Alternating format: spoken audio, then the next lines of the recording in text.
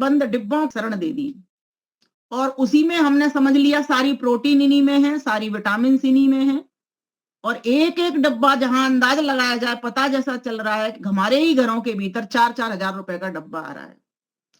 कितना वहां से प्रोटीन हमारे शरीर बच्चों के शरीर में जा रहा है, कितना विटामिन जा रहा है, दूध को छोड़ दिया है, अन्न को छोड़ दिया है, फल फूल को छोड़ दिया है, सिर्फ इसी पर बच्चे खड़े हो रहे हैं।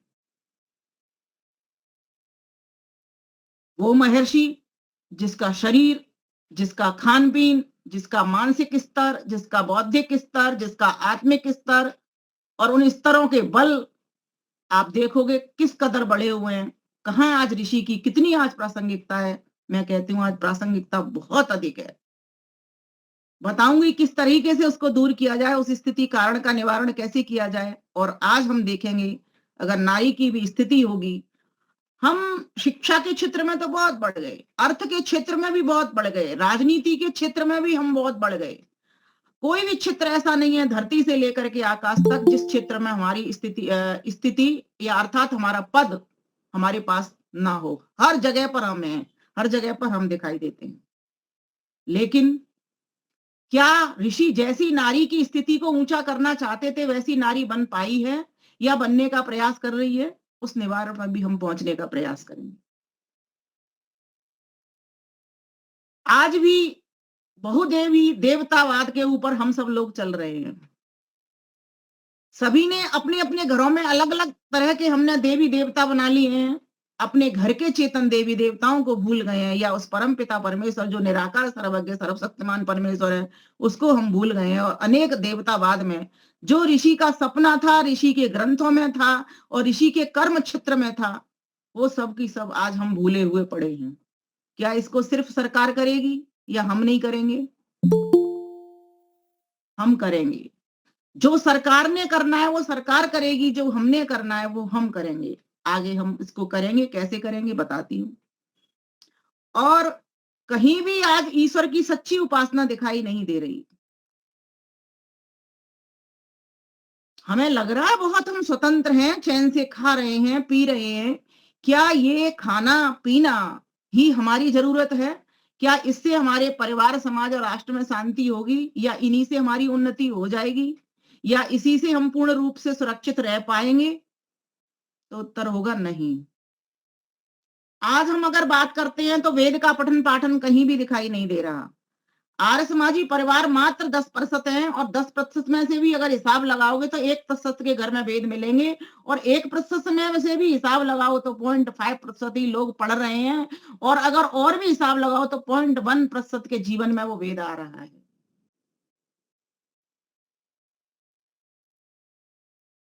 कोई भी आज अष्टांग योग पर चलता नजर नहीं आ रहा है। किसी के भी जीवन में सत्य दिखाई नहीं दे रहा। सभी मिथ्यावाद पर टिके हुए हैं। अपनी सुरक्षा हम झूठ बोलने में समझते हैं, झूठ बोल करके समझते हैं। झूठ से हम अपना बचाव करना चाहते हैं। कोई व्यक्ति ईमानदार नहीं है, शुचिता किसी के भी जीवन में आ नहीं रही है। अगर हम किसी सामने वाले को भी देखते हैं तो भी वहां पर हमको शुचिता अगर नहीं दिखेगी, अगर उसको खोजा जाए तो मैं मानती हूं कि मनुष्य गलतियों का पुतला है, गलती करेगा क्योंकि जीवात्मा अपूर्ण है सिद्धांत की दृष्टि से और अल्पज्य है। लेकिन फिर भी अगर महर्षि को सामने रखते हो तो फिर आपको महर्षि की बात माननी पड़ेगी, सारी की सारी बातें माननी पड़ेगी। ये राष्ट्र फिर परम वैभव पर पहुंच जाएगा। अगर हम चाहते हैं कि हमें ईश्वर की उपलब्धि हो, ईश्वर की प्राप्ति हो, परमानंद की प्राप्ति हो, मोक्ष की प्राप्ति हो, तो हमें अष्टांग योग पर चलना ही पड़ेगा। और आज हमको कहीं भी देखते हैं तो किसी भी प्रकार से हम यम पूरे अगर हम उठाते हैं, ना कोई अहिंसा में जीता दिखाई देता, ना सत्य में जीता हुआ दिखाई देता, ना अपरिग्रह में कोई जीता है। घर में ट्रंकों को बक्सों को भर भर के हमने रखा हुआ है। हमने अपने ना पड़ोसी को देखा, ना अभावग्रस्त क्षेत्रों में जाकर के देखा। कितनी बुरी हालत है लोगों की। क्या सरकार करेगी सारा काम? क्या महर्षि देव दयानंद सरस्वती की सिर्फ पुस्तकें ही करेंगी जो लिखी हुई रखी हैं? वो करेंगी, लेकिन कब करेंगी? जब उस लिखे हुए को हम पढ़ेंगे और अपने जीवन में धारण करेंगे तब वो काम होगा। उन्होंने तो यही सोचा था कि मेरे बच्चे आने वाले जो मेरे आगे की संतति, आगे की पीढ़ी है, इस बात को, इसीलिए तो पुस्तकों का लेखन कार्य किया जाता है। धन में अंधा व्यक्ति भौतिकता की चकाचौंध में इस तरह से लिप्त हो गया है कि आध्यात्मिकता में वो निर्धन और नंगा नाच कर रहा है। कहीं भी उसको आध्यात्मिकता कहीं भी उसके रोम रोम में झलक नहीं रही है। मैं गदगद हो रही थी जब भ्राता जी के मुख से ओम का गीत सुन रही थी, और ऐसे मेरा तो ध्यान ही टिक गया। वो क्या गा रहे हैं क्या नहीं गा रहे हैं, शब्दों से हट करके ईश्वर की ओर मेरा ध्यान टिक गया, और महर्षि दयानंद के प्रवचन को भूल करके मैं ओम के प्रवचन में, गायत्री साधना में और ओम में ही टिक गई। कोई तो इसका कारण है। आज किस तरह का वातावरण हमको दिखाई दे रहा है चारों ओर। गौ माता को देखेंगे, नारी जाति को देखेंगे, न नारी जाति के पास अपना वस्त्र है, पहनाव है, न उसके पास अपना गौरव है, न गरिमा है, न अपना स्वाभिमान है। माना कि सभी पदों पर बैठी हुई है नारी, आज राष्ट्रपति से लेकर के जितने भी पद आप ले लीजिए, चाहे राजनीति का हो, चाहे कोई भी क्षेत्र ले लीजिए, कहीं भी कोई कम नहीं है। शिक्षा में बहुत अधिक हमारा देश प्रगति कर रहा है और सभी देश कर रहे हैं, लेकिन सभी भौतिकवाद में रमे हुए हैं। विद्या की ओर कितने लोग हैं जो जा रहे हैं, शुद्ध ज्ञान की ओर, यथार्थ ज्ञान की ओर कितने लोग जा रहे हैं, जबकि ऋषि सारा कार्य भी संभाल रहे हैं, लेखन भी कर रहे हैं, लेकिन साथ साथ समाधिस्थ भी हो रहे हैं। महर्षि देव दयानंद सरस्वती की आज बहुत आवश्यकता है। 200वीं जयंती पर कम से कम 200 बातें, और 200 बातें छोड़ दीजिए उनकी, कोई 2 नियम तो हम धारण कर लें, और 2 नियम भी छोड़ दीजिए, कोई 2 बातें तो उनकी धारण कर लें।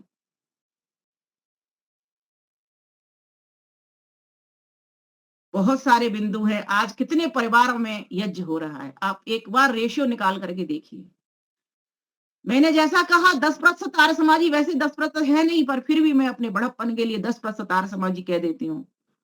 पूरे भारत का अंदाज लगाएंगे तो 1% ही निकलेंगे, लेकिन फिर 10% भी मान करके अगर हम चलते हैं तो उसमें से कितने लोग आर्य समाजी हैं जो कि यज्ञ कर रहे हैं। उसमें से भी अगर अंदाज लाओ 2% आर्य समाजी ही यज्ञ कर रहे हैं। सब जगह वातावरण प्रदूषण से भरा हुआ है। कौन करेगा इसको प्रदूषण से मुक्त? कौन बनाएगा अपने विचारों को सुंदर? कौन बनाएगा अपने कर्मों को सुंदर? कौन बनाएगा अपनी वाणी को सुंदर? चारों तरफ का माहौल बिगड़ा हुआ पड़ा हुआ है। कहने को लग रहा है जी हम अपने वस्त्र पहन रहे हैं, अपनी धरती मिल गई है। अरे आधा काम देशभक्तों ने कर दिया, और ऋषिवर देव दयानंद सरस्वती ने कई बार जहर विष के प्याले, 18 बार विष के प्याले पी लिए, और कई बार सांपों का जहर पी लिया, और कई बार पत्थरों के बार सह लिए, कई बार धूल मिट्टी कीचड़ उन्होंने सह ली। लगभग लगभग आर्य पत्नी सभा से एक पत्र निकलता, उन्होंने कहा 44 बार उनके ऊपर वार हुए।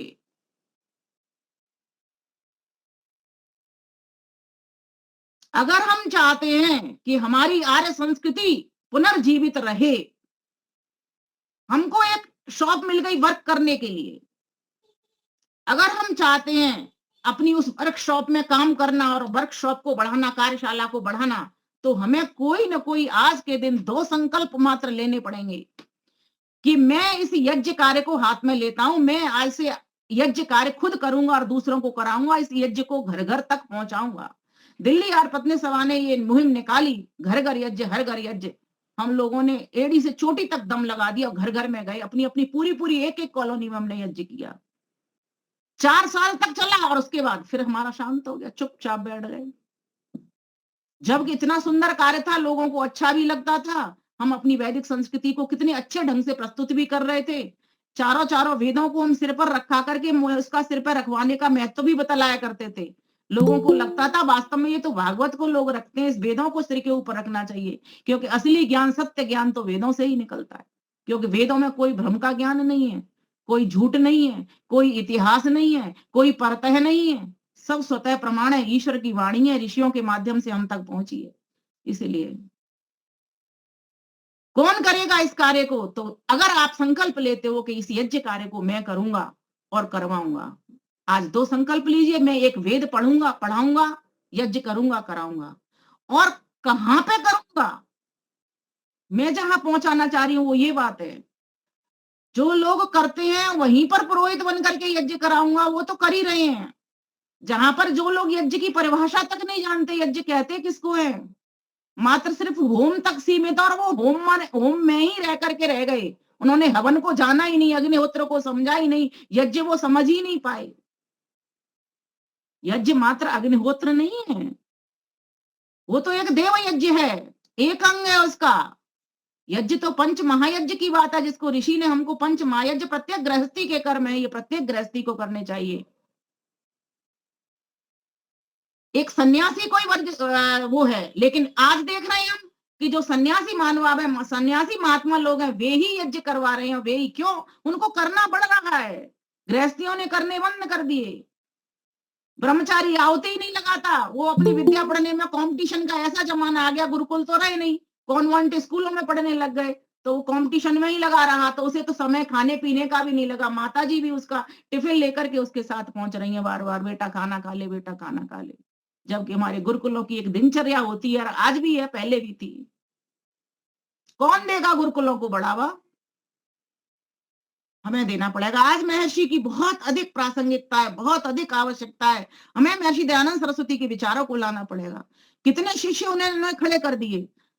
स्वामी श्रद्धानंद, जिन्होंने गुरुकुलों की स्थापना करके बता दी। महर्षि दयानंद के सामने इतने गुरुकुल नहीं थे, सब तहस नहस हो गए थे, सब विश्वविद्यालय जला दिए गए थे, सब कुछ धराशायी कर दिया गया था। पहला तो मुगलों ने कर दिया, फिर बचा कुछ अंग्रेजों ने कर दिया। सबने अपने अपने हिसाब से जो जो आया उसने अपनी अपनी संस्कृति के चक्कर में सड़कों के नाम, घरों के नाम, दुकानों के नाम, सब जगह पर अपने ही अपने छाप डाले। वो तो धन्य है, आज हमारी सरकार, अपनी सरकार हमको मिली है जो हमारे लिए इतना सोच रही है। लेकिन फिर भी अकेली सरकार से काम तो होगा नहीं। अपनी आर्य संस्कृति को, वैदिक संस्कृति को हमको लाना पड़ेगा, और हमको कोई ना कोई संकल्पबद्ध होकर के कुछ कार्य करने पड़ेंगे, कुछ अपना त्याग करना पड़ेगा। मैं मानती हूं, लेकिन 24 घंटे सबके लिए उतने ही परमेश्वर ने दिए हुए हैं। एक व्यक्ति 24 घंटे को 48 कर लेता है, और एक व्यक्ति 24 घंटे को 4 भी नहीं रहने देता। क्यों? क्योंकि हमने व्यर्थ की बातों में अपना सारा समय खराब कर दिया। अपने आप को दिखाने के चक्कर में हमने सारा समय खराब कर दिया। अरे किसी को उठाने के लिए तो काम किया होता, हमने टांग खींचना बहुत शुरू किया, लेकिन किसी का हाथ खींचना हमने प्रारंभ नहीं किया। आज हमने बच्चों को कार तो दी, हमने संस्कार कितने बच्चों को दिए? बहुत सारे कारण मेरे समक्ष उपस्थित हो रहे हैं, लेकिन उनका निदान, संतानों को कार मत दो, संस्कार दो। सोलह संस्कार का विधान, संस्कार विधि महर्षि देव दयानंद सरस्वती ने क्यों लिखी? इसीलिए ही लिखी, जब तुम्हारे घर में संतान बन जाएगी तो फिर कोई तुम्हें भय नहीं है। पूत सपूत तो के धन संचय, कोई धन की भी संचित करने की आवश्यकता नहीं है।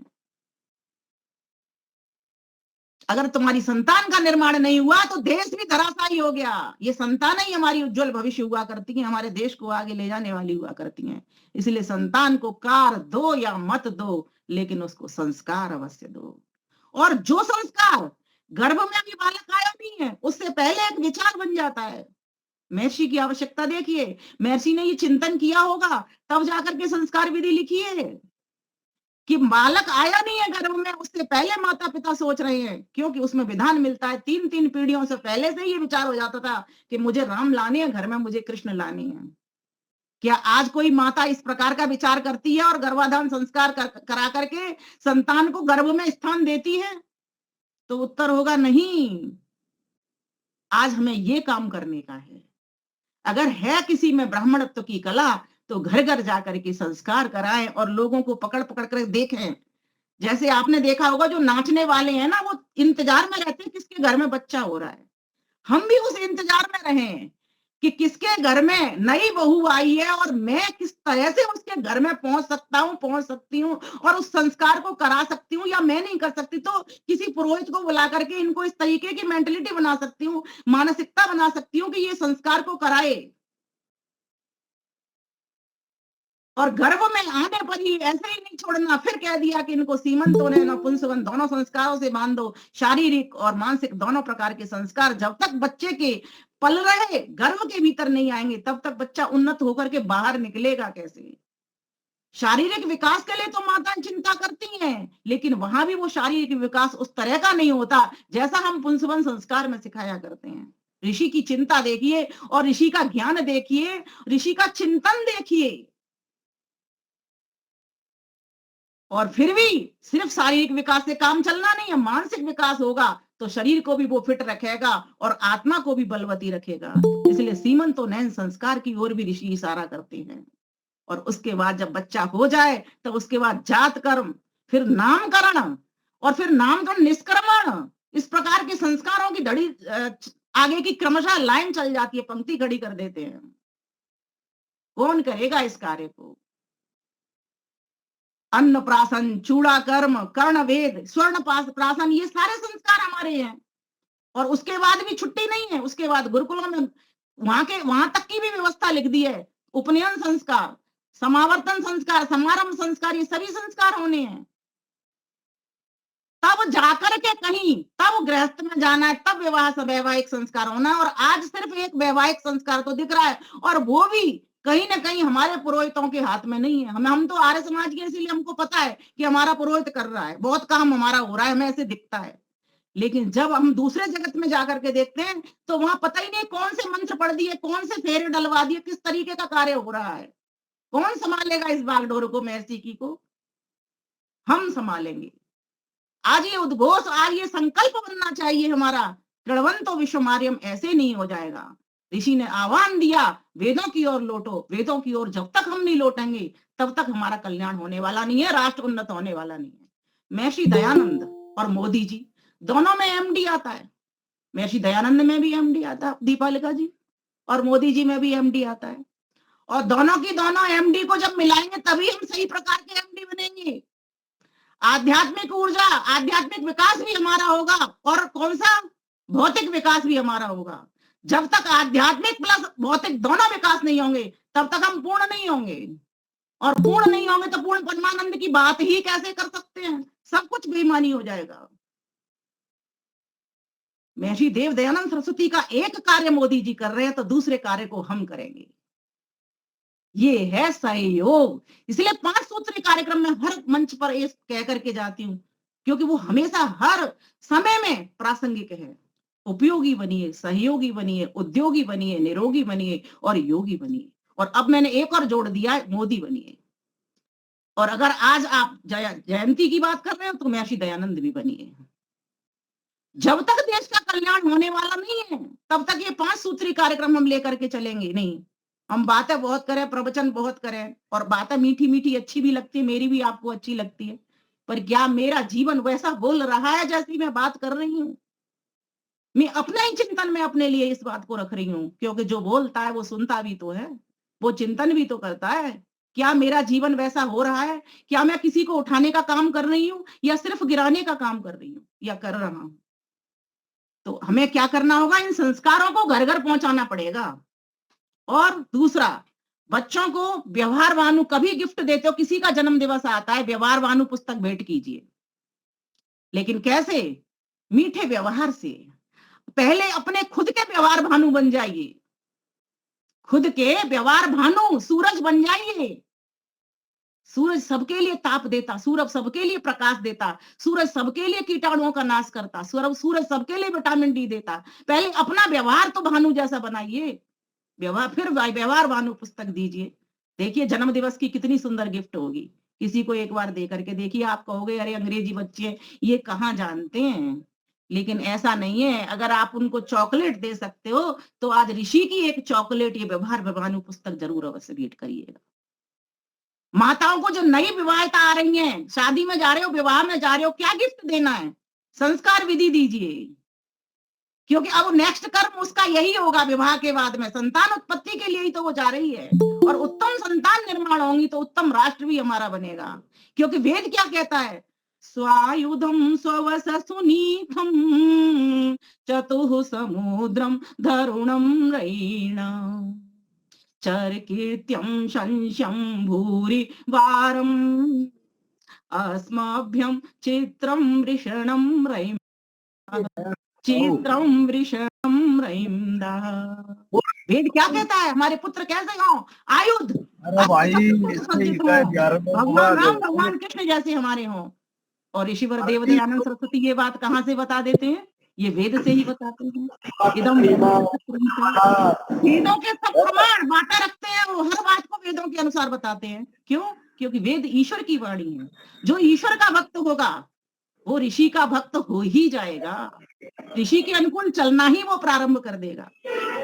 इसीलिए आज आवश्यकता है हम अपने बच्चों को ऐसा ज्ञान दें, ऐसा विज्ञान दें जो वेद सम्मत हो। लेकिन बच्चे कब सुनेंगे? कोई बच्चा आपका देख करके, सुन करके आप बोलोगे तो नहीं सुनेगा आपकी वाणी के द्वारा। आप जैसे हो वैसा जरूर बन जाएगा। बच्चा देखने में ज्यादा भरोसा करता है, क्योंकि टीवी के कल्चर को कैसे पकड़ता है? वो देखता है। आपके कल्चर को कब पकड़ेगा? जब आपको देखेगा वैसा करते हुए। आपका जीवन कैसा है? क्या आप ईश्वर भक्त हो? क्या आप दोनों वक्त संध्या कर रहे हो? क्या आप यज्ञ करते हो? क्या आप योग करते हो? क्या आप वेद पढ़ते हो? क्या आप गौ माता की रक्षा करते हो? क्या आप बहन बेटियों के उत्थान के लिए कुछ कार्य कर रहे हो? क्या परिवार से उठ करके समाज राष्ट्र के लिए कुछ कर रहे हो? तब तो बच्चे सीखेंगे ना। बच्चे कैसे सीखेंगे? इसलिए प्यारे भाइयों बहनों, बच्चों को कार दो या मत दो, संस्कार दो, सदाचार दो, शुद्ध आहार दो। ये मोमोज की संस्कृति, ये पिज्जा की संस्कृति ने बच्चों को बिल्कुल कहीं का नहीं छोड़ा है। हमारे भी बच्चे, कितना भी हम प्रयास करते हैं, जबकि हम पहले जानते भी नहीं थे क्या होता है ये सब कुछ, लेकिन आज का ऐसा चलन चल गया है। उसका एक विकल्प बड़ा बढ़िया है। बच्चे कहेंगे उसको मोमोज आप घर पे बना करके दीजिए, सारी कुछ चीजें घर के पिज्जा बना बना करके दीजिए, क्योंकि बच्चों ने तो खाना है, बाहर की गंध से बचेंगे। बस उनको ये बात बता देना, जो बाजरे की रोटी के ऊपर साग रखा जाता है, जिसको दादी नानी खाती थी, वही तो पिज्जा होता है। वो बाजरे की रोटी साग बोल रही है, वो भी हाथ पर रख के खाया जा रहा है, ये भी हाथ पर रोटी के ऊपर साग रख करके खाया जा रहा है। अंतर क्या है? विदेशी खाए, उनका वो भोजन है, कोई नुकसान नहीं है उसमें, कोई भी भोजन खराब नहीं है। एक बात और मैं कहना चाहूंगी, हर देश काल के अपने अन्न सब्जियां खान पीन होता है, उसी प्रकार के वस्त्र होते हैं। लोग जींस बुरी कहते हैं, मैं कहती हूँ हमारे भारत के लिए बुरी है, विदेशियों के लिए कहाँ है जहाँ इतनी सर्दी पड़ती हो। उनको तो टाइट वस्त्र चाहिए, मोटा वस्त्र चाहिए, वो तो पहनेंगे।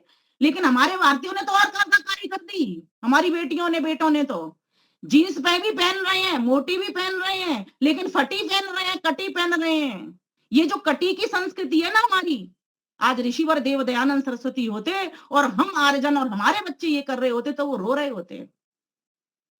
कटा बाल, कटी कटी वो क्या कहते हैं, जीन्स, कटी फटी जीन्स, कटे बाल, और क्या, कटा हुआ केक, काट काट करके जो परोसे जाने वाला केक है, ये सब कटे कटे कटिंग की, जिससे हम कट जाते हैं, संकुचित हो जाते हैं, एक जगह पे रह जाते हैं, विस्तार हमारा नहीं हो पाता। इस संस्कृति की हम और आ गए हैं।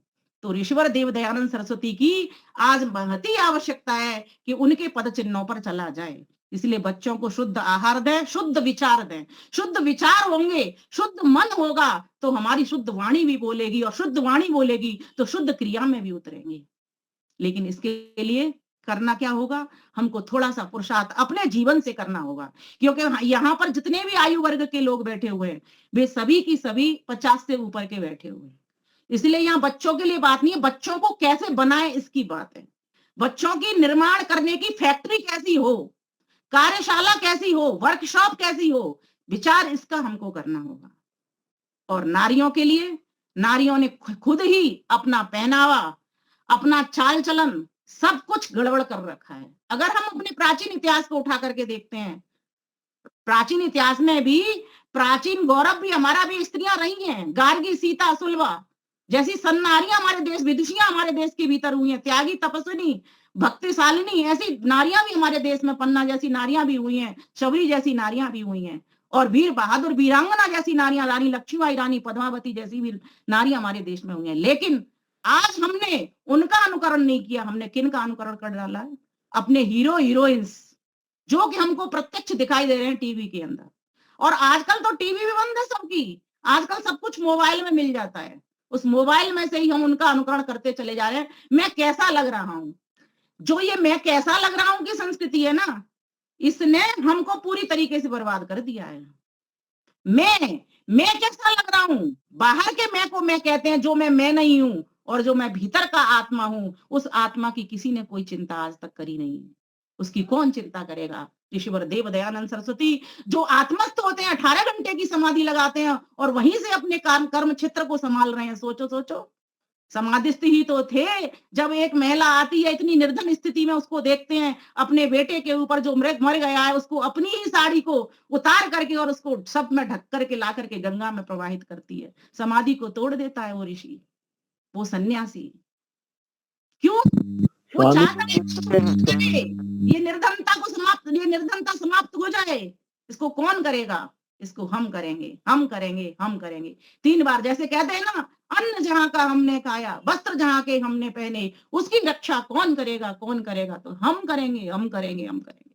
जब तक हम इस संकल्प के साथ अपने कार्य को आगे लेकर के बढ़ करके नहीं जाएंगे, तब तक कोई काम राष्ट्र की उन्नति क्या, हमारे परिवार की उन्नति नहीं होगी। और परिवार एक इकाई है उसी राष्ट्र की। 10 परिवार 20 परिवार मिलकर के तो समाज का निर्माण करते हैं, और समाज मिलकर के राष्ट्र का निर्माण करते हैं। तो राष्ट्र का निर्माण तो होगा कहीं ना कहीं एक व्यक्ति से, परिवार बनेगा उस व्यक्ति के द्वारा होगा। चूंकि परिवार की एक इकाई एक व्यक्ति होता है, और एक व्यक्ति अकेला नहीं होता कभी भी, समझ लेना। अगर वो ईश्वर का भक्त है तो ईश्वर उसको इतना बल दे देता है, हर क्षेत्र में, जिस क्षेत्र में जाएगा उसी में सफल हो जाएगा। ईश्वर को सम्मुख रख के सारे काम करना प्रारंभ कर दीजिए। ऋषि दयानंद सरस्वती के सभी काम इसीलिए सफल हुए, उन्होंने ईश्वर की सन्निधि ली और ईश्वर को सम्मुख रखा। हर प्रकार का उनका बल बड़ा हुआ, जैसे कृष्ण का कहते हैं चारों बल बड़े थे, इसी प्रकार से ऋषिवर देवदान, उनके साथ कोई दौड़ लगा ले तो वहां आगे, कोई पहलवान टकराए तो वहां आगे, बग्घी रोकने की बात हो तो वहां आगे, तलवार तोड़ने की, राव सिंह की तलवार तोड़ने की बात हो तो वहां आगे, शास्त्रार्थ करने की बात हो, ज्ञान का क्षेत्र ले लो तो वहां आगे। कितनी घटनाएं उनकी भरी पड़ी हुई हैं। और बताऊं, और छप्पर बांधने की बात हो जाए, आगरा के कासगंज में जब बच्चे ठंड से ठिठुर रहे थे तो सबसे पैसा मांगा। बच्चों ने जा करके, हमें ठंड लगती है, पढ़ते हैं, कैसे पढ़े। महाराज दयानंद जी आए हुए हैं तो पता है क्या किया उन्होंने कहा कोई बात नहीं, चिंता मत करो, मैं छप्पर बांध दूंगा। इतनी होशियारी, इतनी कला, और खुद का श्रम और खुद का समय कौन लगाएगा? इतने बच्चे मिलते हैं आज, हम किन्हीं को एक टॉफी तक देने को लिए तैयार नहीं है। उन्होंने कहते हैं अपने हाथों से उन ब्रह्मचारियों को लेकर के बल्ली बनाई और छप्पर बांधा, पूरी तरीके से उनको एक देने के लिए एक कमरा दिया, एक मड़ैया जिसको बोलते हो आप, क्या बोलते हैं, झोपड़ी दी, जिसमें बैठ करके वो ठंड से बचाव करके और वो पढ़ते रहे। कितनी घटनाएं उनके जीवन से। और विनम्रता देखनी है तो ऋषि को देख लीजिए आप। गुरुजी ने डंडा मारा है किस लिए? कि तूने ये कूड़ा यहाँ इकट्ठा कर दिया है झाड़ करके, तुझे पता नहीं गुरुजी आएंगे। गुरु की कठोरता देखिए और शिष्य की विनम्रता देखिए। गुरुजी, मेरा ये शरीर तो लोहे जैसा तप गया है तपते तपते, लेकिन गुरुजी आपके हाथ में लग गई होगी। अपनी चिंता नहीं है, गुरुजी की चिंता है। तो कौन से क्षेत्र को लेंगे आप उनके को? जिस क्षेत्र को भी लेंगे वहीं वहीं आपको वो नजर आएंगे। आज ऋषि दयानंद सरस्वती के जीवन की वास्तव में बहुत जरूरत है हर किसी को। और ये 200वीं जयंती हमारा ये संकल्प प्राप्त करवाए, गौ माता कट रही है। आज कितने लोग हैं जो नंबर लगाते हैं गौ माता के लिए, बचाने के लिए, पॉलीथिन खा रही है सड़क, और कितने लोग हैं जो कुछ काम कर रहे हैं ऐसा उनके लिए? कुछ ही चंद समुदायों के संगठनों के लोग हैं जो गौ माता को बचा रहे हैं। पहले घरों में एक रोटी निकलती थी, मानती हूं मैं, बड़े बड़े शहरों में रोटी देने की व्यवस्था नहीं बन पाती, गौशालाएं दूर होती हैं, तो उसके बहुत तरीके होते हैं। गुल्लक बनाइए, रोज 10 रुपए रोटी के हिसाब से डालते जाइए। 10 रुपए तुम्हारा बच्चा वैसे ही बिगाड़ देता है, 10 क्या 1000 रुपए का सामान बाजार से मंगा करके बिगाड़ता है, 10 से मात्र से 10 रुपए डालने हैं। 365 दिन से हिसाब लगाइए, उतने रुपए इकट्ठे करके गौशाला में भेजिए, उनका चारा पहुंचाइए, उनको मजबूत करिए। गौशाला हम समृद्ध नहीं करेंगे, हम कृष्ण नहीं बनेंगे। हम बन सकते हैं, सिर्फ देवकी के पुत्र होकर के ही कृष्ण थोड़ी बनेंगे हम। तभी देश थोड़ी बचेगा कि वो कृष्ण आएंगे। हम उनमें सब दुकान लगाते हैं, कृष्ण आएंगे जी, कृष्ण आएंगे, कृष्ण की जरूरत है, आज राम की जरूरत है। अरे हम ही राम बन जाना है, हमें ही कृष्ण बन जाना है। लेकिन बनेंगे कब? जब हम कौशल्या बनेंगे तब तो, जब देवकी बनेंगे तब तो, जब यशोदा बनेंगे तब तो, जब शिवाजी की माता जीजाबाई बनेंगे तब तो। बनेंगे कब? इसलिए प्यारे भाइयों बहनों, आज बहुत ऋषि के दयानंद के विचारों की आवश्यकता है, उनके कार्यों की आवश्यकता है कि हम अपनी बेटियों को बचाएं। लफ्ज याद में बेटियां फंसी हुई हैं हमारी। कैसे फंसती हैं वो फंसाने वाले जानते हैं। हमारे जैसे कलावा बांधेंगे, चोटी बांध लेंगे सिर में, और इस प्रकार से, और पहले इतने ऑफर देंगे, मैं तुझे मंदिर ले जाऊंगा, मैं तेरे मंदिर में भी जाऊंगा, मैं तेरे जैसे कामों को करूंगा। फिर उसके बाद में 3 तलाक के बाद में हलाला, फिर उस बेटी को कहीं के नहीं छोड़ेंगे वो। कौन बचाएगा इन बेटियों को? बोलो, हम बचाएंगे, हम बचाएंगे, हम बचाएंगे। ये है ऋषि का कार्य, ये है करणीय कार्य, और इसी कार्य की आज आवश्यकता है वर्तमान में। बाकी सब काम सभी कर रहे हैं। व्हाट्सएप भरा पड़ा है, सोशल मीडिया, फेसबुक भरा पड़ा है, यूट्यूब भरा पड़ा है। प्रवचन चाहे इतने सुन लेना, मुझसे भी सुन लिया, आगे भी सुनोगे, पहले भी सुनते रहे हो, सुनते रहिए, सुनते रहिए। क्या का देश उन्नत हो जाएगा सुन सुन करके? क्या बोल बोल करके देश उन्नत हुआ है? हाँ ठीक है, जिसमें वाणी की ताकत है वो बोलेगा, जो ब्राह्मण है वो मार्गदर्शन करेगा, ठीक बात है। लेकिन क्षत्रिय कौन बनेगा? क्षत्रिय तो भी तो कोई चाहिए। वैश्य कौन बनेगा? वो भी तो किसी को चाहिए।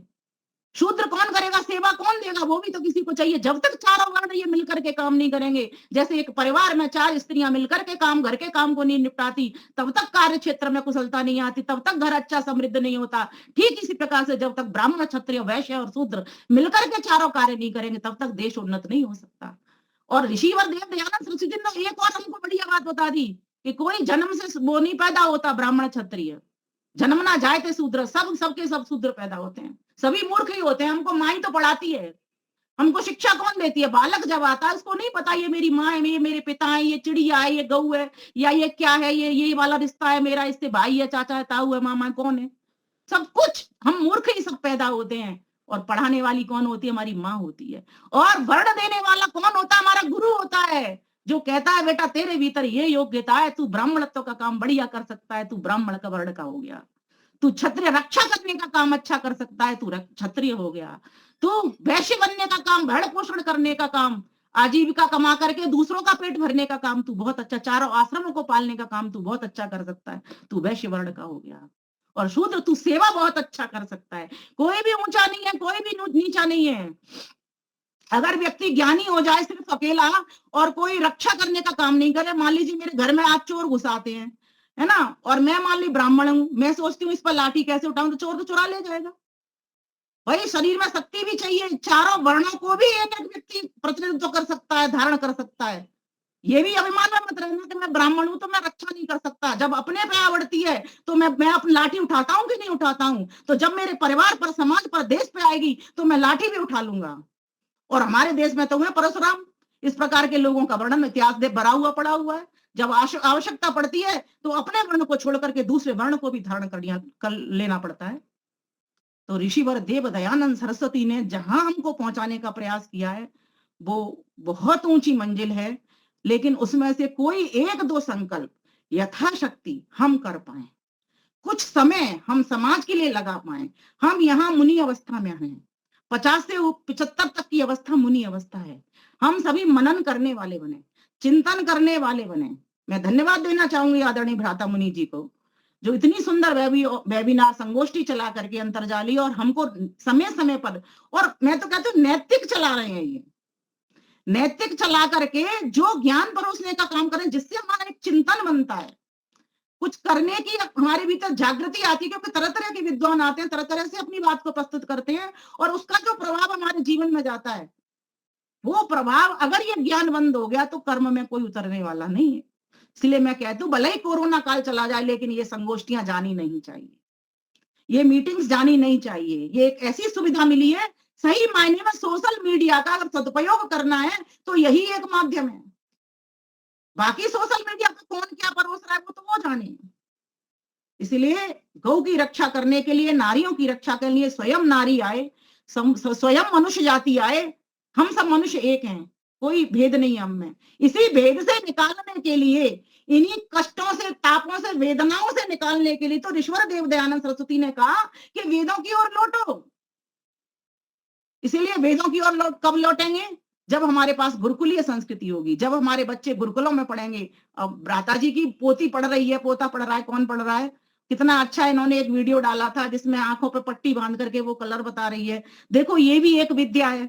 हमें तो उससे पहले पता ही नहीं था कि ये भी एक विद्या है। कितनी सारी हमारे पास विद्याएं होती हैं और रही थी, आज हम सब लुप्त कर रहे हैं। लेकिन कौन इनको निकाल रहा है? इनको गुरुकुल ही हमको बता रहे हैं, लेकर के जा रहे हैं। तो हमारे बच्चे, कौन नहीं चाहता ज्ञानी बने, ध्यानी बने, धीर बने, वीर बने, गंभीर बने, कला कौशल में निपुण बने, हर तरीके के बने। कहां से बनेंगे? गुरुकुलों से। आज जितने भी हर समाजों के भीतर पुरोहित बैठे हुए हैं, वे सब गुरुकुलों से ही निकल निकल करके जा रहे हैं। कोई उनकी जाति नहीं है, सब आर्य लगाते हैं, सब शास्त्री लगाते हैं, अपने डिग्री को लगाते हैं, पद को लगाते हैं। कहीं कोई ब्राह्मण, क्षत्रिय, वैश्य, शूद्र का चक्कर ही खत्म ही कर दिया सारा की सारा। किसने पहल की? ये आर्य समाज ने की। तो इस आर्य समाज को बनाने वाला कौन था? ऋषिवर देव दयानंद सरस्वती। इसलिए ऋषिवर देव दयानंद सरस्वती की आज महती आवश्यकता है। हम गुरुकुलीय संस्कृति को अपने घरों में लाएं। और दूसरी बात, कभी हम ये भी सोचते हैं हमारे बच्चे तो पढ़ गए कॉन्वेंट में, चलो पढ़ गए कोई बात नहीं है, पोते पोतियों को पढ़ा देते हैं। जिनके यहाँ पोते पोतियां नहीं है वो क्या करेंगे? गुरुकुलों का कोई बच्चा गोद ले लेंगे, गुरुकुलों में कोई दान भिजवा दिया करेंगे, मासिक बहाने किसी भी तरीके से जैसी यथाशक्ति जिसकी है। और यथाशक्ति को एक और बात मैं कहती हूँ, मन कभी भी किसी का देने का नहीं करता। ये धन ऐसी चीज है, लेकिन अगर जिसके मन में ये है कि मेरा देश उन्नति करे, परिवार उन्नति की तो बात सब सोचते हैं, लेकिन मेरा देश उन्नति करे, देश उन्नति तभी करेगा जब स्वामी श्रद्धानंद बनेंगे। और स्वामी श्रद्धानंद तभी बनेंगे जब गुरुकुल होंगे। राम तभी आएंगे जब गुरुकुल होंगे, कृष्ण तभी आएंगे जब गुरुकुल होंगे। जितने भी महान पुरुष हुए वे सब गुरुकुलों में ही पढ़ा करते थे प्राचीन। आज भी गुरुकुल आए हैं, लेकिन उन गुरुकुलों में उस तरह के आचार्य जाएं जो गुरुकुलीय संस्कृति को धारण करते हो, जो शिष्यों को अच्छी प्रकार से शिष्य बनाते हो, अच्छी प्रकार से सीख देते हो। ये भी चिंता कौन करेगा? ये हम गृहस्थी ही करेंगे। जरूरी नहीं है अपना ही बच्चा वहां भेजना है, अगर आपका नहीं है तो कोई बात नहीं, किसी पड़ोसी के बच्चे को प्रेरित करेंगे जिसके पास कुछ पढ़ाने के लिए नहीं। गुरुकुलों में तो ऐसी भी व्यवस्था है, अपना दर्शन योग महाविद्यालय चल रहा है ना, जिनकी ज्ञान में प्रवृत्ति है वहां हम भेज सकते हैं बच्चों। कितनी संस्थाएं कहाँ नहीं चल रही है अभी। अपने सुंदरपुर के आचार्य स्वामी शांतानंद जी हमारे मध्य में जुड़ गए हैं, मुझे अभी दिखाई दिए हैं, नमन करती हूँ उनको। आज जन्म दिवस भी है उनके लिए। एक कविता भी मैं अभी बोलना चाहूंगी थोड़ी देर के बाद। तो मेरा कहने का भाव यहाँ पर ये है कि किस तरह से हमको आगे बढ़ना है, किस तरह से ऋषिवर देव दयानंद सरस्वती को अपना विषय बनाना है, उनके ग्रंथों को अपना विषय बनाना है। यज्ञ की पद्धति अगर किसी को सिखानी है, पहले पुस्तक भेंट करिए। और मैं तो कहती हूँ जहां अंधेरा है ना, वहां आपको वैदिक बल्ब जलाना है। बस अंधेरे को मत कहो अंधेरा तू हट जा, अंधेरा हटेगा नहीं। वैदिक बल्ब जला दीजिए, अंधेरा स्वतः चला जाएगा। ये मैं हमेशा कहती हूँ। आपके कमरे में अंधेरा है, आप क्या करते हो? ऐसे हटाते हो, अंधेरा हट आता, अंधेरा हट, नहीं हटाते ना। क्या करते हो? एक बटन चटकाते, एक स्विच चटकाते, उससे पूरे कमरे को प्रकाश से भर देते। तो अगर हम चाहते हैं हमारा पूरा देश भानु में रक्त ऐसा भारत हो जाए, तो हमको क्या करना पड़ेगा? हमको ऋषिवर देव दयानंद सरस्वती के ग्रंथों को सम्मुख रखना पड़ेगा, ऋषिवर देव दयानंद सरस्वती के व्यक्तित्व को सम्मुख रखना पड़ेगा, उनके कृतित्व को हमें सम्मुख रखना पड़ेगा, उनके कार्य क्षेत्रों को हमें सम्मुख रखना पड़ेगा। कोई भी क्षेत्र छोड़ा नहीं है उन्होंने, पर्व का भी क्षेत्र नहीं छोड़ा। आर्य पर पद्धति हमको बना करके दे दी। मुझे कोई ऐसा क्षेत्र बता दो जिसमें ऋषि ने काम नहीं किया। सत्याज प्रकाश के सभी समोल्लासों को उठा करके देख लीजिए, आपको कितने क्षेत्र तो वही मिल जाएंगे। और एक एक अध्याय में, जैसे एक में ईश्वर की बात है तो और भी बात है उसमें बहुत सारी और मिल जाएंगी आपको, किस तरह से उसको समझना है, क्या करना है। वहीं पर आप दूसरा समोल्लास उठा लीजिए, वहीं तीसरा ले लीजिए, चौथा ले लीजिए, हर तरीके के विवाह का ले लीजिए, हर आश्रम का ले लीजिए, हर वर्ण का ले लीजिए, राजा प्रजा का धर्म ले लीजिए, ईश्वर वेद की भक्ति ले लीजिए, विद्या मुक्ति का बंध मोक्ष का उपाय ले लीजिए, है ना। और सभी के जितने मुसलमान हैं उनके खंडन मंडन के पाठ ले लीजिए, क्या ठीक है क्या ठीक नहीं है। ऋषिवर देव दयानंद सरस्वती ने उसी की जगह पर जाकर के उसी को ही मारने का प्रयास किया, सत्यता, दृढ़ता और निर्भीकता के साथ में। ये तीन चीजें बहुत महत्वपूर्ण है। आज व्यक्ति क्यों निर्भीक नहीं है? क्योंकि वो सत्य नहीं है। मैं ये बात मैंने पहले ही कह दी। इसीलिए जहां अगर आप अष्टांग योग का पालन कर रहे हो तो आपको सत्य की ओर आना ही पड़ेगा। जो सिर्फ एक सत्य को पकड़ना है, ऋषिवर देव दयानंद सरस्वती ने एक सत्य की खोज की, और अब तो हमको खोजना भी नहीं है। सब ग्रंथ हमारे सामने, सब खोज करके 50% काम तो उन्होंने मुझे कर करके दे दिया। अब तो बस हमें जैसा उन्होंने बताया है वैसे अपने जीवन में उतारना है, वैसा हमें अपना जीवन बनाना है। तो ऐसे ऋषिवर देव दयानंद सरस्वती को हम कोटिशः नमन करते हैं। और मैंने एक कविता लिखी थी जिसमें 2 सन्यासियों को जोड़ दिया है, स्वामी देव दयानंद सरस्वती को और आज जो जन्म दिवस 49वां जन्मोत्सव स्वामी शांतानंद जी को। बड़ी ही प्रसन्नता, बड़ा हर्ष है, बड़ी ही प्रसन्नता, बड़ा हर्ष है, 2 स्वामी जन्म दिवस है, 2 स्वामी जन्म दिवस है। मन सबके में बहु उमंग है, मन सबके में बहु उमंग है, बधाई और शुभ काम उत्कर्ष है, बधाई और शुभ काम उत्कर्ष है, बड़ी प्रसन्नता, बड़ा हर्ष है, 2 स्वामी जन्म दिवस है। महर्षि दयानंद का 200वां है, महर्षि दयानंद का 200वां है, स्वामी शांतानंद जी का 49वां है, जलें दीप आंगन व फर्श हैं, जलें दीप आंगन व फर्श हैं, बड़ी प्रसन्नता बड़ा हर्ष है, दो दो स्वामी जन्म दिवस है, दो दो स्वामी जन्म दिवस है। महर्षि दया ने दीप जलाया, महर्षि दया ने दीप जलाया, स्वामी जी ने उसे बढ़ाया। महर्षि दया ने दीप जलाया, स्वामी जी ने उसे दिखाया, आलोकित हर उर्स हर्ष है, आलोकित हर उर्स हर्ष है, बड़ी प्रसन्नता बड़ा हर्ष है, दो दो स्वामी जन्म दिवस है, दो दो स्वामी जन्म दिवस है। गुरु शिष्य की परंपरा में, गुरु शिष्य की परंपरा में हम सब वासी एक धरा में, गुरु शिष्य की परंपरा में हम सब वासी एक धरा में, पढ़ते पढ़ाते चरम हर्ष है, पढ़ते पढ़ाते चरम हर्ष है, दो दो स्वामी जन्म दिवस है, दो दो स्वामी जन्म दिवस है, बड़ी प्रसन्नता बड़ा हर्ष है, बड़ी प्रसन्नता बड़ा हर्ष है। आओ आओ कड़ी से कड़ी बनाएं, आओ कड़ी से कड़ी बनाएं, गुरु विद्या को शीश झुकाएं। आओ कड़ी से कड़ी बनाएं, प्रभु विद्या को शीश झुकाएं, जिनके चरणों में ही हर्ष है, जिनके चरणों में ही हर्ष है, बड़ी प्रसन्नता बड़ा हर्ष है, दो दो स्वामी जन्म दिवस है, दो दो स्वामी जन्म दिवस है। ढेर बधाई शुभकामनाएं। हम सभी की ओर से स्वामी जी आपको ढेर बधाई शुभकामनाएं। हम सबकी प्रभु से प्रार्थनाएं, हम सबकी प्रभु से प्रार्थनाएं, वेदामृत सब पिए पिलाएं, वेदामृत सब पिए पिलाएं, जिसमें प्रभु अमृत है स्वरस है, जिसमें प्रभु अमृत है स्वरस है। कहे विमल सौभाग्य हमारा, कहे विमल सौभाग्य हमारा, करें आज दो गुरु आभारा, करें आज दो गुरु आभारा, जिनका साथ जयंती वर्ष है, जिनका साथ जयंती वर्ष है, जिनका साथ जयंती वर्ष है।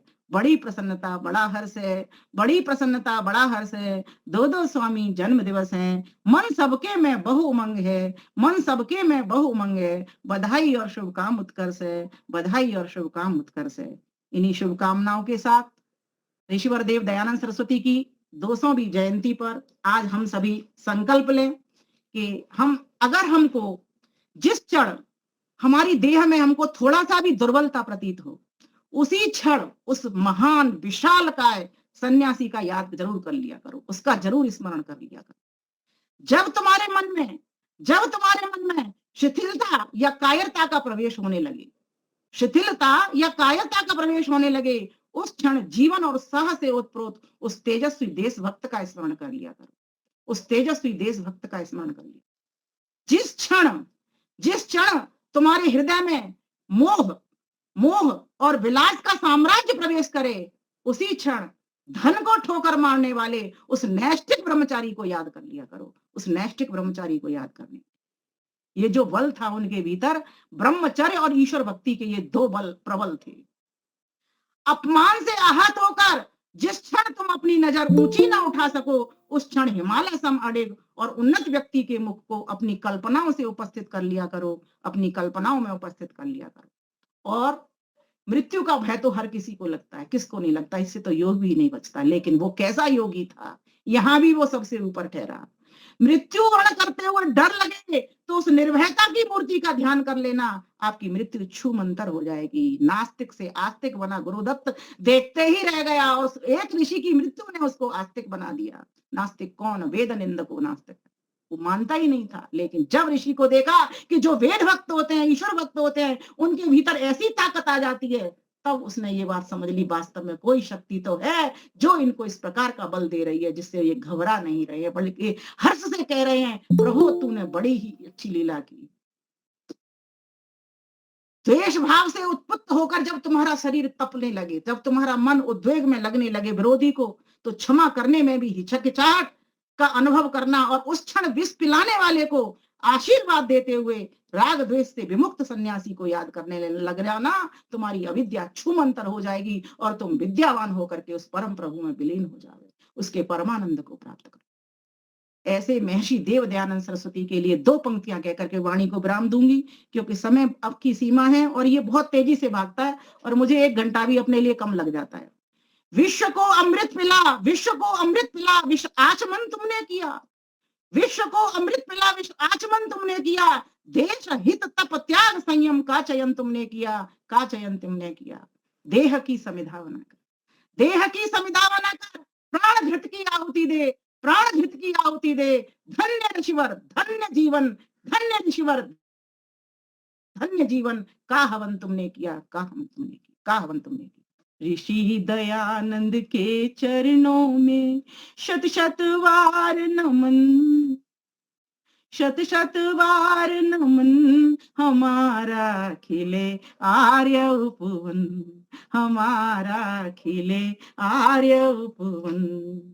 वेद सुधारस पान करेंगे, यज्ञों से हर घर को भरेंगे। विमल हो तन मन धन, विमल हो तन मन धन, हमारा खिले आर्य उपवन, हमारा खिले आर्य उपवन, हमारा खिले आर्य उपवन। ये पूरा गीत थोड़ा बड़ा है, 5-6 कड़ियां हैं और स्वामी जी ने अभी बोलना है, इसीलिए मैं अपनी बात को यहीं बंद कहूं, कहें तो मैं सुना दूं, दोनों ही बातें, आपकी परमिशन के बिना नहीं।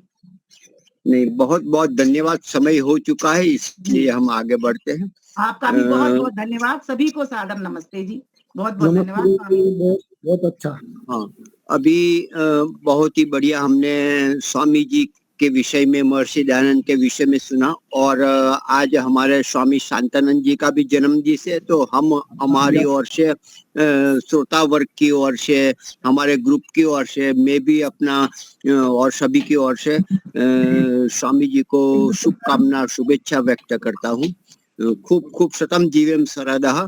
और यही भावना हमारे ग्रुप के हमारे पारुल जी अपने संस्कृत में या तो गीतिका के द्वारा प्रस्तुत कर रहे हैं स्वामी जी शांतानंद जी के प्रति। और अंत में अध्यक्षीय प्रवचन आपका वक्तव्य रहेगा 10 मिनट 5 मिनट, जैसे भी। अभी बहुत समय हो चुका, तो लेकिन आप भजन ले लीजिए, बाद में स्वामी जी। हाँ जी जी जी, प्रणाम मुनिवर, प्रणाम स्वामी जी, प्रणाम।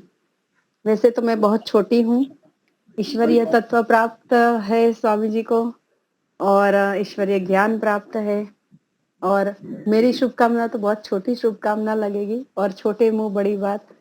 फिर भी मैं एक संस्कृत गीतिका के रूप में आपको शुभकामना दे रही हूँ। स्वामी जी, आप आज्ञा दीजिए। नमस्ते।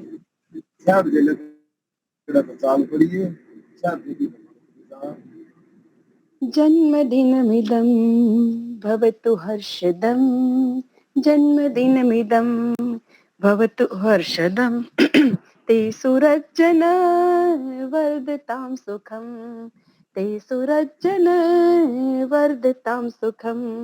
जन्मदिनमिदं भवतु हर्षदं, ते सुरज्जन वर्धतां सुखं। प्रार्थयामहे प्रार्थयामहे शिव सदावतात्, शतायुषी भवेत् लभेत कल्यताम्।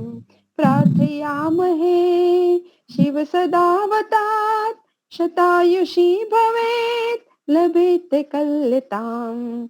जन्मदिनमिदं भवतु हर्षदं, ते सुरज्जन वर्धतां सुखं। पुण्यकर्मणा कीर्तिमाप्नुयात्, दीपयेत् समां सार्थजीवनं। पुण्यकर्मणा कीर्तिमाप्नुयात्, दीपयेत् समां सार्थजीवनं। जन्मदिनमिदं भवतु हर्षदं, ते सुरज्जन वर्धतां सुखं, ते सुरज्जन वर्धतां सुखं, ते सुरज्जन वर्धतां सुखं। शुभ जन्मदिनं तुभ्यं, शुभ जन्मदिनं तुभ्यं, शुभ जन्मदिने तव हे। सकलं मधुरं ब्रूयात्, सकलं सफलं ब्रूयात्, सकलं च शुभं ब्रूयात्।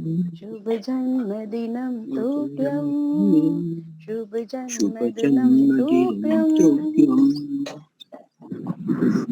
ॐ तच्चक्षुर्देवहितं पुरस्ताच्छुक्रमुच्चरत् पश्येम शरदः शतं जीवेम शरदः शतं शृणुयाम शरदः शतं प्रब्रवाम शरदः शतं दीनाः स्याम शरदः शतं भूयश्च शरदः शतात् ॐ शान्तिः शान्तिः शान्तिः। खूब खूब धन्यवाद पारुल जी। शुभकामना स्वामी जी। समय के अनुसार मैं आपको 10 मिनट आप अपना वक्तव्य, स्वामी शांतानंद जी गाड़ी में यात्रा में है, फिर भी आपको थोड़ा कष्ट दे रहे, लेकिन हमें आपको सुनना चाहते हैं। स्वामी जी 10 मिनट के लिए। ओम। आप सबको सादर नमस्ते जी। क्षमा चाहता हूँ, मेरे पास 10 मिनट नहीं है, बैटरी डाउन हो रहा है थोड़ा। मैं पहले जुड़ गया था और सुबह से मैं निकला हूँ, और आज पुरुषोत्तम रूपाला जी हैं जो हमारे गुजरात के ही, उनसे मिलने गए थे दर्शन योग धाम लाकोड़ा के लिए, निमंत्रण देने के लिए था मैं। तो उनसे मिल के आया, साहित्य भेंट करके आया हूँ। तो विलम्ब हो गया, प्रातःकाल मिलना था और शाम को समय मिला, इसलिए मैं आपसे लेट में जुड़ पा सका, अभी चार्जिंग नहीं कर सका। फिर भी आपने सबने मुझे धन्यवाद दिया, शुभकामना दी, या आपने मुझे आह्वान किया, मैं भी आपका धन्यवाद करता हूँ। और ये चाहता हूँ कि सभी का जो जन्म दिवस है वो इसी प्रकार से यज्ञ करके और विशेष संकल्प लेकर के मनाया जाए। और ये जो परंपरा है केक काटना, मोमबत्ती बुझाना, फिर मोमबत्ती को दीवार में, ये केक को दीवार में फेंकना, मिठाई खिलाना, ये सब अच्छी बातें नहीं है। तो हम लोगों को जोड़ें, तो जन्म दिवस के अवसर पर गरीब के झोपड़ी के पास जाएं, या झोपड़ियों में जाएं, अनाथालय में जाएं, गुरुकुल में जाएं और उनके बच्चों को भोजन खिलाएं। तो इस प्रकार से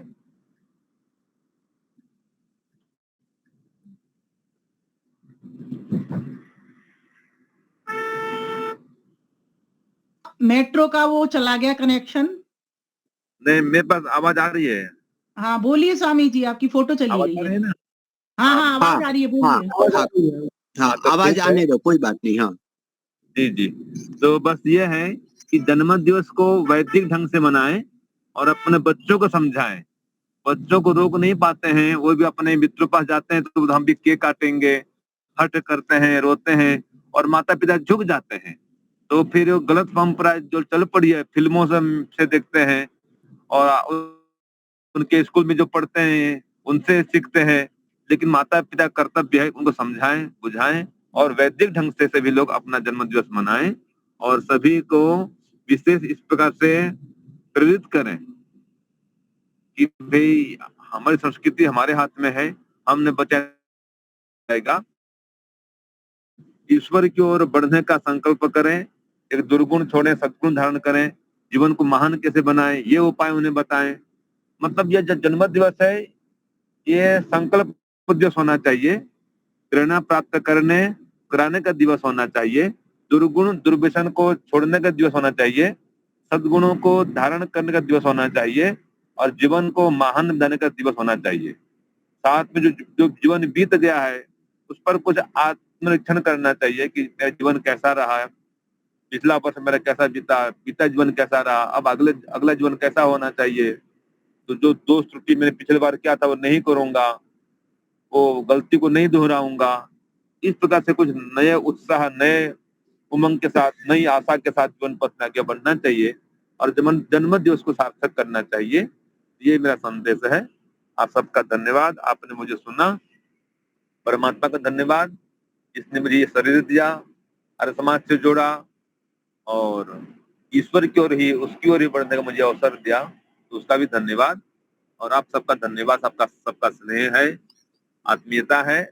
तो आप सब भी लोग स्वस्थ रहें, निरोग रहें, सब परिवार आप आयुष्मान बने, ऐश्वर्यवान बने, ये मेरी शुभकामना है, शुभाशीष है। ओम शांति, ओम शम। सबको सादर नमस्ते। खूब खूब धन्यवाद स्वामी जी आपको। आपने समय ही दिया, बहुत दौड़धाम होते हुए भी, तो आपका हम धन्यवाद प्रकट करते हैं।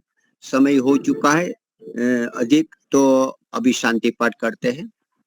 ओम द्यौ शांतिरंतरिक्षं शांति पृथ्वी शांतिरापः शांतिरोषधयः शांति वनस्पतयः शांतिर्विश्वे देवा शांतिर्ब्रह्म शांतिः सर्वं शांतिः शांतिरेव शांतिः सामा शांतिरेधि।